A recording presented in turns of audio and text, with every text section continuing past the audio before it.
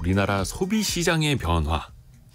그걸 또 따라가 보면 또 돈의 흐름이 또 보입니다. 트렌드 팔로우 시간 서울대 소비자학과 한다희 박사와 함께합니다. 안녕하세요. 안녕하세요. 오늘은 화장품에 대한 트렌드를 소개해 주신다고요? 네, 맞습니다. 요즘 날씨가 정말 이제 봄이 됐죠. 진짜 길고 긴 겨울이 끝나가고 봄 날씨가 왔는데요. 이렇게 봄 날씨가 되면 우리 옷장에 봄옷이 뭐가 있나 하면서 왠지 옷을 좀 사볼까 하는 생각도 들고요. 거기에 따라서 화장품들도 눈길이 가기 마련입니다. 날씨가 따라서 뭐 피부 상태도 좀 바뀌고요. 그에 따라서 화장품을 구입하는 시기도 바뀌는데 뷰티에 관심이 많아지는 시기인 것 같아서 제가 한번 뷰티 트렌드, 이 화장품 트렌드를 오늘 한번 소개해 볼까 합니다.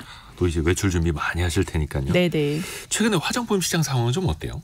네, 사실 이 작년까지만 해도 어려운 거시경제 상황 속에서 국내 화장품 시장도 큰 어려움을 겪었는데요.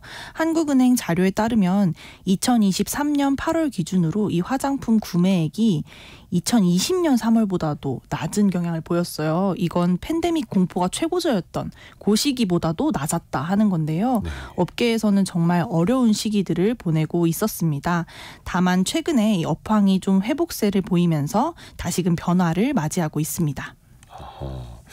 달라진 현상 하나하나 이제 살펴볼게요. 트렌드를. 네. 특히 토종 화장품이 많이 인기를 끈다고요? 네, 최근에 한 사진이 화제가 된 적이 있는데요. 미국의 프로야구 메이저리그 월드투어를 위해서 LA 다저스 선수들이 방한을 했었죠.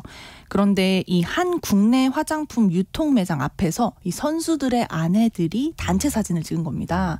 그게 이제 SNS에 올라가서 화제가 됐는데 비하인드 스토리를 들어보니까 초청한 것이 아니더라고요. 초청한 것이 아니고 선수단의 아내분들이 자발적으로 쇼핑을 즐긴 것으로 알려지면서 우리 국내 소비자들의 큰 공감을 샀습니다.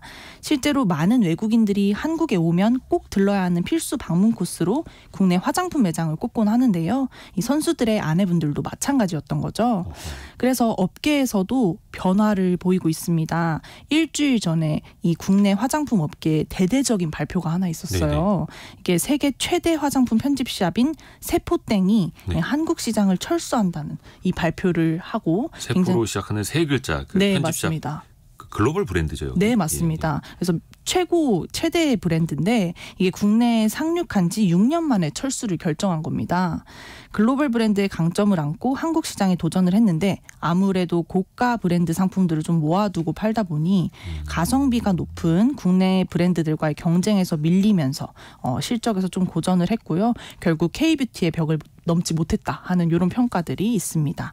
이러한 철수 소식 때문에 국내 브랜드들의 인기는 당분간 이어질 것으로 보입니다. 그러니까 이 해외 그 편집샵 브랜드 한국에 들어올 때 막 와 이제 엄청난 공룡이 들어온다 막 이랬었는데 결국 한국 시장에서는 안 된다. 네. 철수했다라는 거고요. 화장품 시장은 글쎄요 이게 경기가 안 좋아져서 그럴까요? 가성비 시대로 지금 가고 있는 건가요? 네, 맞습니다. 특히 이 고물가 시대를 맞이하면서 우리 소비자들이 저렴한 가성비 상품을 많이 찾았는데요. 네. 고가 브랜드의 화장품이 인기가 있었다면 요즘은 합리적인 저가 화장품으로 이동하는 모습이 많이 관찰됩니다. 실제로 이 초저가 화장품을 선호하는 현상이 굉장히 강해졌는데요. 특히 10대와 20대들 사이에서 강하게 나타나고 있습니다. 특히 요즘 10대 청소년들의 화장품 구매 성지로 주목받는 곳이 있습니다. 네. 저가형 생활용품 다이땡. 여기입니다. 뭐 다 파는 곳. 네네네. 여기가 500원부터 시작해서 최대 5,000원 정도로 그렇죠. 초가성비 제품을 파는데 과거에는 우리 소비자들이 너무 저렴해서 이걸 믿을 수 있냐? 이런 네네네. 생각에 좀 소비자분들이 계셨는데 최근에는 인지도 높은 화장품 브랜드들과 협업을 많이 해서요. 품절 대란이 아주 꾸준히 일어나고 있는 상황입니다. 그래서 매장 측에서 발표한 데이터를 살펴보면 지난해 기초와 색조 화장품 매출이 전년 대비 85%나 증가하고 있다고 합니다. 그러니까 극강의 가성비를 또 추구하는 소비행이 될 수도 있는 거고요. 이게 화장품을 구매하는 장소도 세대별로 이게 다른가요? 네, 다릅니다. 이 소비자 조사 전문 기관인 오픈 서베이에서 분석한 결과에 따르면요. 연령별로 구매하는 곳이 아주 뚜렷하게 다르다 하는 그런 결과가 많습니다. 네네. 10대와 20대는 이 화장품을 구매할 때 오프라인에서 주로 구매하고요. 그리고 올리브땡, 다이땡 같은 이런 매장을 이용하는 비중이 압도적으로 다른 연령대에 비해 높고요. 네. 반면에 30대와 40대는 포털 사이트, 온라인 쇼핑몰을 선호하는 경향이 강하고요. 또 50대부터는 TV 홈쇼핑과 대형마트를 이용하는 비중이 높은 것으로 나타나고 있습니다. 들으시는 여러분도 좀 체감이 되실 것 같습니다. 또 이제 키워드로 나오는 게 슬로우 에이징입니다. 네. 예전에는 안티 에이징이랬잖아요. 네, 맞습니다. 기존에 말씀 주신 대로 주목받았었던 건 안티에이징이에요. 이건 노화를 막자는 거죠. 그래서 주로 40대 이상의 소비자를 타겟으로 합니다. 홍삼 추출물이나 캐비어 같이 굉장히 귀한 재료를 넣어서 노화를 막는 화장품이 인기였는데 네. 최근에 떠오르는 건 슬로우 에이징이에요. 이건 노화를 부정적으로 인식하는 게 아니고 우리가 좀 건강한 아름다움을 추구하면서 천천히 나이 들어가자 하는 이런 목표를 가지고 있고요. 네. 타깃 자체도 20대를 타깃으로 합니다. 그래서 요즘 어렸을 적부터 자신의 노화를 관리하고 싶은 욕구가 강해지기 때문에 이 화장품, 뷰티에서도 이런 경향성이 나타난다라고 보시면 될 것 같은데요. 미국의 한 전문기관에서 조사한 결과에 따르면 20대 응답자들의 58%가 나 23살부터 노화를 좀 걱정했었던 것 같아요 하는 이런 결과가 또 나타났다고 합니다. 이게 이전 세대인 밀레니얼 세대 응답자보다 35세로 나타났는데 약 10년이나 빠른 결과라고 할 수 있거든요. 네. 그래서 요즘 이 슬로우 에이징은 굉장히 이 노화를 방지해주는 상품들, 탈모 방지라든지 이 모공 탄력 상품들이 20대에서부터 소비되는 이런 경향성을 확인할 수 있습니다. 젊을 때부터 미리미리 대비해야 된다. 네네. 이게 슬로우 에이징이 저속 노화의 속도를 늦춘다라는 건데 네. 이게 정말 화두가 되긴 되네요. 네, 그 맞습니다. 정의원 교수님 나오시는 영상 저희 유튜브에서 조회수가 100만 뷰가 넘어가고 막 이런데 네. 그 정의원 교수님이 조금 이따 2부에 또 나오십니다. 네. 저속 노화에 대해서 또 한번 이야기를 들어보시죠.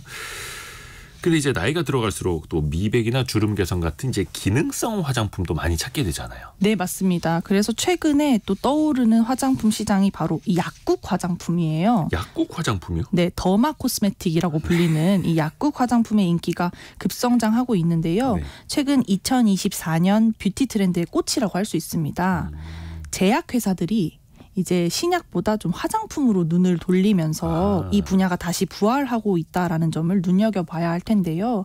사실 2000년대 초반에도 이 기능성 화장품, 이런 피부 질환을 겪는 화장품이 조금 인기를 누렸었는데 최근 유행은 그때 유행과 많이 다릅니다.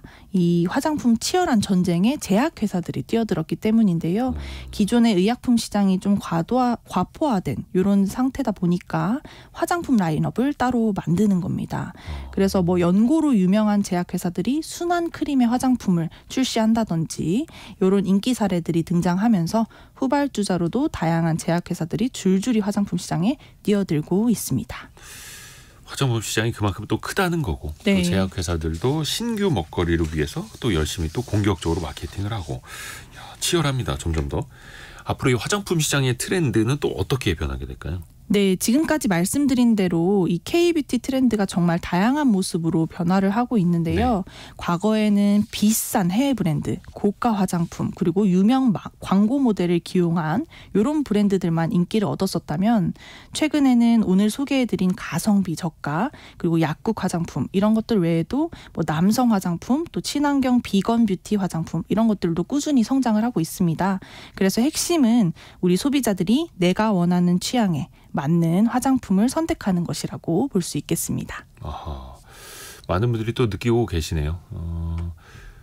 김은희님이 약국 화장품 뜨고 있는데 유튜브 보면 이게 많이 나오더라고요. 또 네. 배찬호님은 항노화라고 하면서 줄기세포 관련된 화장품도 많이 나오고 있다고. 네. 정정자님은 미백, 수분, 피부 기능성 좋다고. 알로에 화장품도 오랜만에 들어봅니다. 네. 이게 또 트렌드가 있기도 하고요. 자, 오늘 그 화장품 시장의 트렌드 서울대 소비자학과 한다희 박사와 함께 들어봤습니다. 고맙습니다. 감사합니다. 감사합니다.